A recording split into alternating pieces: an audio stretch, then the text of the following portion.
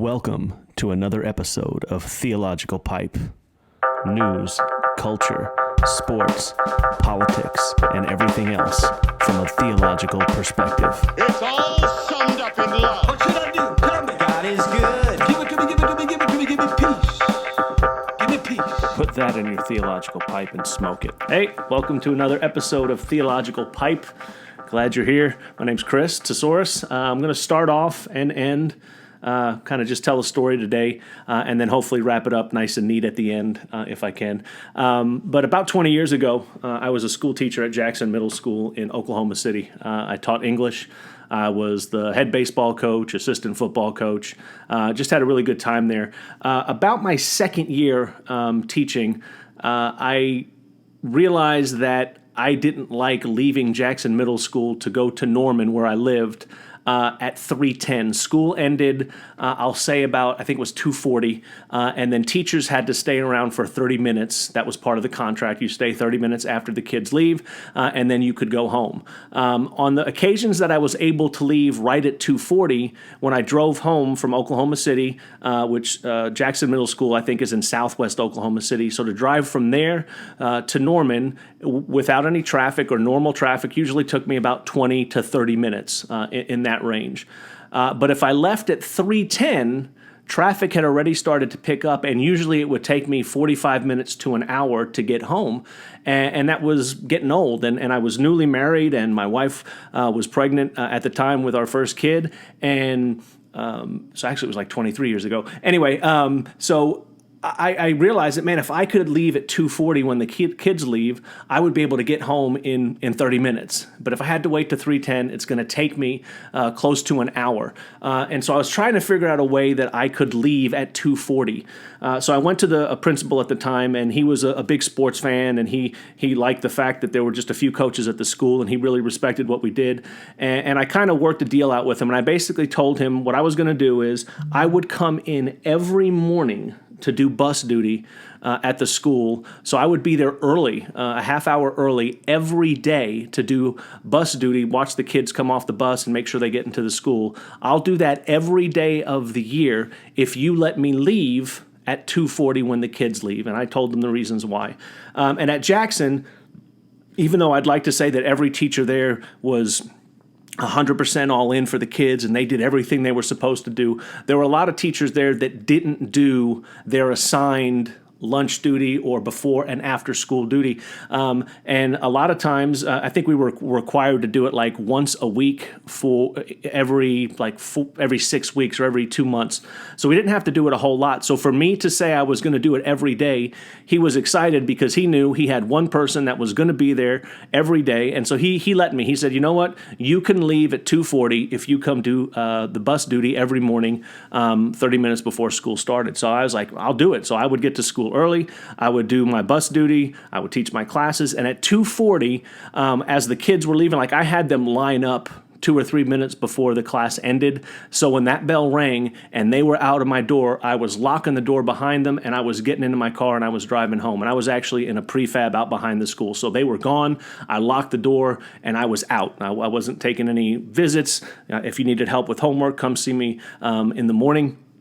And I was out. So every day after school, when the bell rang at 2:40, I was gone. And I was so excited to be gone. I was driving a little Mitsubishi Eclipse at the time, which may or may not be important to the story, but I'm going to tell you what I was driving. And so on this particular day, I'm driving home, and I'm driving through Oklahoma City, trying to get to the highway. I think it was 240, I think it was I-240.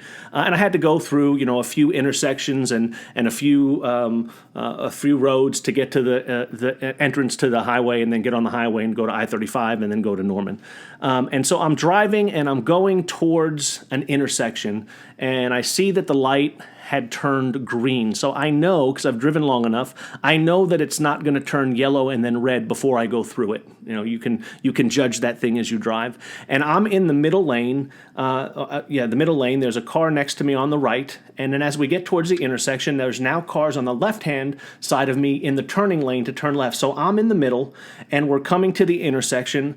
The light is green. The speed limit's 50 miles an hour. I'm probably going 60. maybe even more. But I'm going with the traffic. I'm not speeding. I'm just kind of going along. And it was just as we hit the intersection that the 7th grade girl from a different school that was in the area, I saw her when she jumped out of the way of the car that was to my right, and she jumped directly in front of my car. And I hit the girl going 60 miles an hour. Before I can even hit the brake, I hit her. And I smashed her dead center of my car. She flips up. She was holding a Dr. Pepper and some books. Her Dr. Pepper went flying up. Her books went flying. She flips over the hood of my car, hits my windshield, cracks my windshield, and now my brakes are locked up, and I skid out into the middle of the intersection. She slides off my car, face down in the middle of the intersection. And I'm wrecked. I don't know what to do. I'm sitting there thinking, and I know this was probably all happening in the frame of 5 seconds, but in my mind, I'm thinking, I just killed somebody. What in the world just happened? Every car had stopped. I know now that there was someone walking out of the Hardee's restaurant. They saw what happened. They ran into the restaurant. They called 911 and said, "You need to get here. Some girl just got killed." And I am sitting there thinking, what do I do? And in my mind, again, this is going in the span of a few seconds, but I'm thinking through this. I'm like, okay, wait a second. I'm a coach. I know first aid. You got to go see if you can help this girl. So I jump out of my car. Again, everyone has stopped. It's just me and this girl in the middle of the intersection. She's face down. She's not moving. And I'm running around to go see what I can do. Now, I have no idea what I'm going to do. And I don't like blood and guts and gore. And I'm thinking that's what I'm going to see. And as I get to her, she's, again, laying face down on the concrete. And I'm going to go down and I'm going to flip her over just to see how she's doing, which is not what you need to do. If someone's hurt, just leave them be because you could make it worse. But again, I'm not thinking straight. I just hit a girl going 60 miles an hour with my car. And I go, and just as my hand touches her shoulder, it's like someone picked her up, like she had strings attached to her. She jumps up and yells, I'm fine, just leave me alone."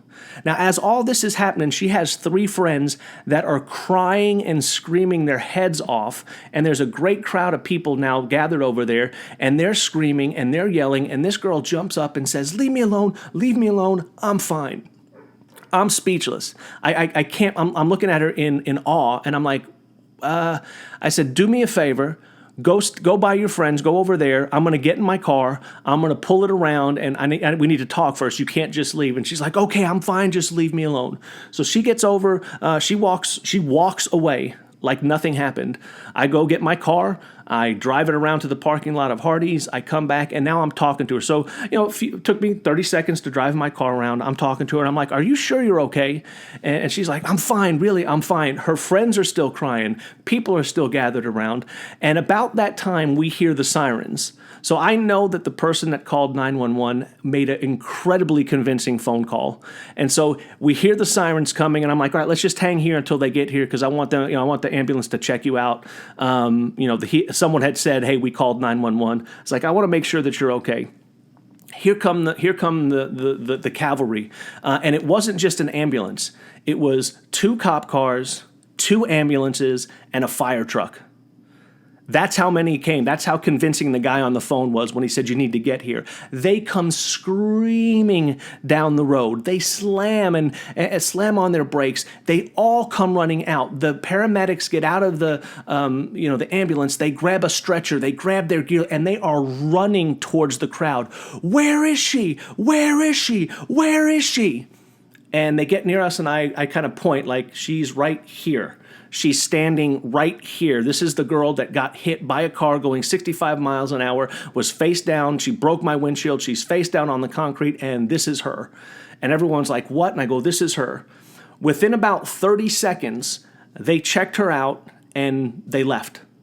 Everybody left. The fire engine, the ambulances, and one of the cop cars. 2 policemen stayed, and they start talking to people. And they're talking to people about what had happened. Now, I'm kind of standing kind of by myself because they're interviewing the girls, they're interviewing people who saw it, they're interviewing the girl that was hit. And I'm starting in my head, I start thinking, and I have a habit of overthinking way too much. And I'm thinking in my head, like I go back to my, intermediate school days when I'm in driver's ed. And I remember one of the rules that they had taught us is the pedestrian always has the right of way. And so in my mind, I'm thinking, okay, that was a pedestrian, and I hit her, here's what's going to happen. They're going to get the statement that say she was crossing in the crosswalk, crossing the road. I smashed her. They're going to come. They're going to impound my car. They're going to arrest me. Her family's going to sue me. I'm going to lose everything I have. Not only that, my wife and my pregnant wife is going to leave me, because who wants to be married to someone that almost killed a girl and is in prison for it? And these thoughts are going through my head. And I'm watching the police officers interview people and interview the friends and interview the girl. And every once in a while, they would kind of point at me like, yeah, that's the guy. That's the guy. And each time they pointed at me, I'm thinking, that's another year added to my sentence. There's no way out of this. This is going to be horrible. So the two police officers get done. One of them starts walking towards me, and I almost turned around with my hands behind my back, just cuff me and take me away. Like, that's really where I was at. I was like, this is horrible. Police officer gets to me and says, okay, hey, can you tell us what happened? And I said I was driving, got to the intersection. I saw the girl jump out from one car in front of me. I hit her. We skidded out into the front. She went face down. And he goes, okay. He goes, that's basically what everyone's been telling us. The story is the same for everyone. That's what happened. There's no way you could avoid it. He goes, do you want to press charges? And I stop for a second and say, do I want to press charges? I said, you're asking me? He goes, well, yeah, there's damage to your car. The front end is damaged from where you hit her. You got the cracked windshield. There's scrapes on the hood. Do you want to press charges and go after her and her family for the damages to the car? And I'm thinking, I go, I'm free to go? Like, in my mind, I'm still thinking they're going to arrest me. And he's like, yeah. He goes, there was nothing you could do to avoid it. The sign said don't walk. She was walking when crossing when she wasn't supposed to. So there's nothing you could do. You're not at fault. If you want to press charges, you can. And I'm like, but I'm free to go? And he's like, yeah. And I go, no, I don't. I think I'm good. I'm not going to press charges. I'm going to go home. And he's like, well, you're free to go, sir. And I was like, well, sweet. And I got in my car with the broken windshield and the damage to the front and drove back to Norman, and got to my sister's house. My brother-in-law, my sister, my wife, they were in the backyard. And, I got home and went back there to see him. And they're like, oh, how's everything? I go, oh, how was your guys' day? Anything exciting happen? And they're like, no, things were good. What about you? I said, oh, a normal day, teaching kids, giving tests, little coaching here and there. Oh, and I almost killed a girl. And they're like, oh, you did not almost kill a girl. And I'm like, no, really, here's what happened. And I explained the story to them, and they're like, you're such a liar. I go, well, come look at my car real quick. And they come out, and they're like, oh, my goodness. So that story, I tell that story quite a bit just for different reasons, in different settings. I use it when I teach my class. I use it to start my class off, and I usually use it from the standpoint of you need to follow the signs and follow rules every once in a while because it's good for you. But I do know that for me, it's no doubt that the fact that girl was okay is nothing short of a miracle. We throw that around and again, I'm a Christian, and this podcast is Theological Pipe, to think of things in terms of there is a God and he does exist. And if you believe in a God, or you believe in the possibility of a God, then miracles happening shouldn't be something that surprises you. Again, as a Christian, I believe that God spoke the universe into existence. It shouldn't surprise me that he can protect a girl that should have been dead, that should have been severely injured, that should have had at least a mark on her. Again, the paramedics checked her out. She didn't have a bruise. She didn't have a ding. She wasn't sore anywhere. It's like it never happened. And I have no doubt in my mind that was nothing short of a miracle. And I'm not saying that the miracle was done to benefit me or her or for anything. I don't know why it happened. And, maybe one of these days when I'm before God, I can say, hey, why did this happen? What were you trying to teach me or teach her or teach anybody? I have no clue. But I do know, and I do believe that miracles happen. I do believe that, that prayer works, that miracles work, that God is still working. And I think that, the people that believe that there is a higher power, don't need to be surprised when amazing things happen, when good things happen. There are still good things happening in this world. There are still, amazing things happening in this world. And there's still the opportunities for God to work and do amazing, wonderful, incredible things, even when it looks like there's no reason for him to, or even when it looks like things are like dark. They always say it's darkest before the dawn. We're in the midst of a lot of junk going on right now, but there's no reason that God can't work in this time to do some amazing things, some miracles. They do happen. How do I know they happen? Because I hit a girl going 60 miles an hour, dead center on my car. She broke my windshield. She went face down into the concrete. She should be dead, and she's not. She should have had at least a scratch, and she had none. That's a miracle. I think miracles happen. And that's, again, just one of those stories that I tell, and people are like, that really didn't happen. No, it really does. It happens. And it did happen. And so it's something just to think about, that there are miracles. They do happen. And sometimes they're not big miracles like that. Sometimes they're small things. Sometimes they're just those little things that don't make sense. And we're like, wow, that's amazing that happened. And I think sometimes if we can, again, take our focus off of the negative, take our focus off of the world and put it on a God, on a higher power, and realize that he is God and he is still moving and he still does amazing things, how much better things would be. People listening to this podcast, you say, well, nothing amazing or nothing good has happened for me. Okay, you're listening to this podcast, probably on a phone, maybe on a computer. You can afford a phone. You can afford a computer. You have technology that allows you to listen to me.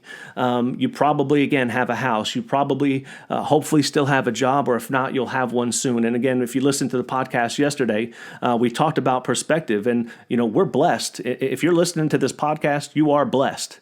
You can afford a phone. You can afford the payments for the phone. You probably have a roof over your head. You probably ate dinner or ate lunch today. You probably have clothes. Those are things that put you in a category like no other. And that in itself is something to be happy about, and something to recognize that we're blessed from. So I guess I could say put that in your theological pipe and smoke it. And dwell on that and think about that miracles do happen, that things like that could happen. I have other stories that maybe I'll tell as we go on of amazing things happening, but that's probably the one I always go back to, because again, if you would have asked me the second I hit that girl, I would have bet everything I own, my house, I would have bet everything that the girl was dead. That's how hard I hit her. I didn't even hit the brake until after she had hit my windshield. And again, she walked away without a scratch. So put that in your theological pipe and smoke it. And then, as always, I want to end with the be nice. And I saw something, I don't remember who said it. I don't remember, maybe in Facebook or Twitter. And just, I always want to end say, go be nice. I know that, again, sounds so childish and so elementary, but just be nice to people. And someone had said something to the effect of, I'm friends with people, not with issues. Not with their political views, not with their religious views, not with, their ideological views. I'm friends with people.